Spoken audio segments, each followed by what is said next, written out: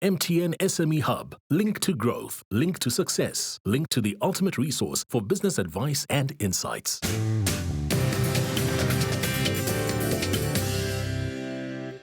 Welcome back to the Big Small Business Show. In studio with us today, we've got Yvette Slaghuis. She's the founder of Wisefood. She was one of those entrepreneurs that precipitated out of crisis, out of COVID and being let go, and then deciding to go into her own business.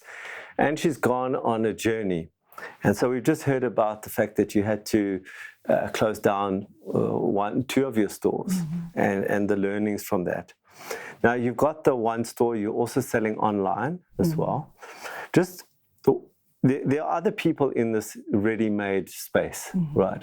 So why would somebody choose to buy Wisefood's product and not a competitor? Is it just a function of geography that you just close by? It is part of geography, but it's also part of people are starting to know the quality that I'm actually putting into it. I've been going for many years, and a lot of businesses actually start and they actually give up after a few years. So I think I'm starting to actually get the name around that I am sustainable in the business. People do know it's a healthier option that I do offer, and it is becoming word of mouth that I have got a good quality meal. Okay. So coming back to the online sales, what percentage is coming through the store and what percentage online? Well, online is about 5%. Okay. And that is one of the big things that I do need to totally increase because there is a market for it. And how do you get that to the client? Are you using a courier or how do you get it to the client? Yes. I use Uber delivery. Okay. There's a lot of little scooters around, and it's a box size, so it can actually fit into any scooter. Okay.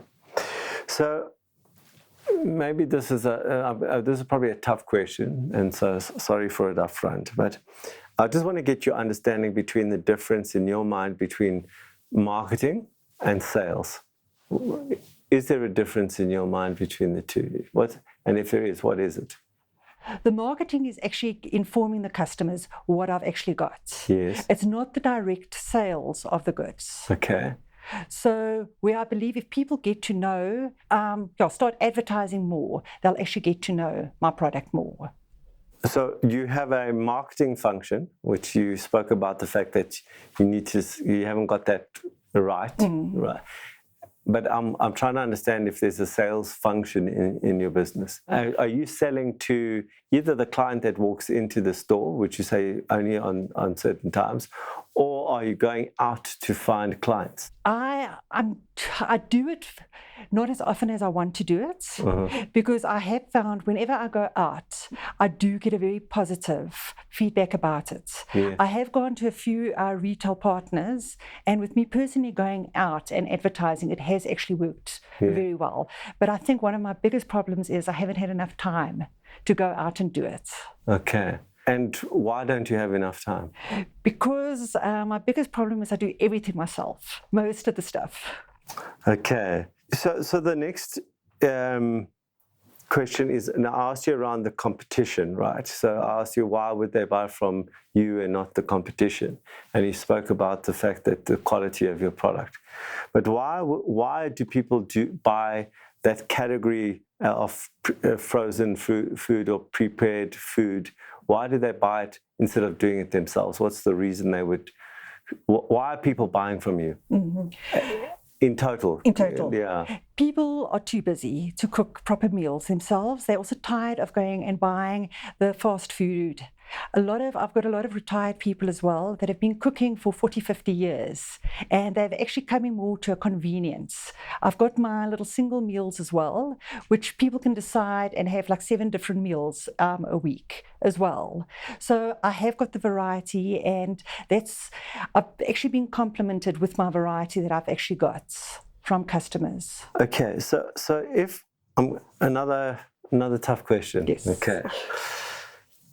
If I said to you, you had to do reporting, okay, there was a retired old lady, and I'm her son, and I want you to tell me what my mom ate over the last month. or every week, what she's been eating. Could you do that?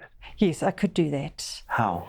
A lot of the retired people, I do, if I'm delivering, I usually do the delivery myself. I pick out what they actually want. When I go and deliver to them, I often find out what are they craving. Maybe swap a few little meals as well. Maybe they weren't aware of what I've actually got, and says, "Oh, try this dish rather." And if they may be gluten free or whatever, so it's a personal thing that I actually give my customer as well. So it's a relationship we actually have built. So I can actually, yes. You could produce a report. Yes, I could definitely produce a report. Okay. Moving forward now onto, you've got now this elderly person. You also spoke about the students, right? Yes. So to me, the way I think about students is that they want the cheapest.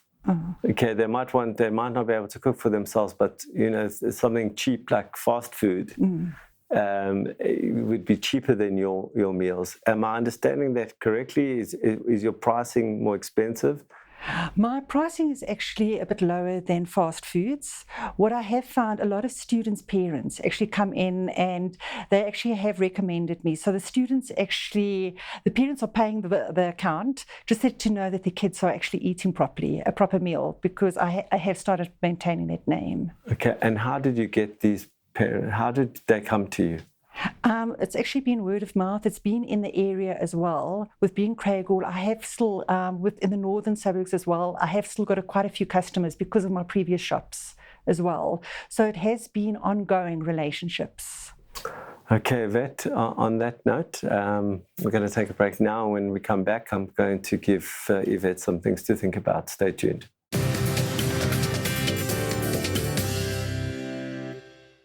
MTN SME Hub, link to business success.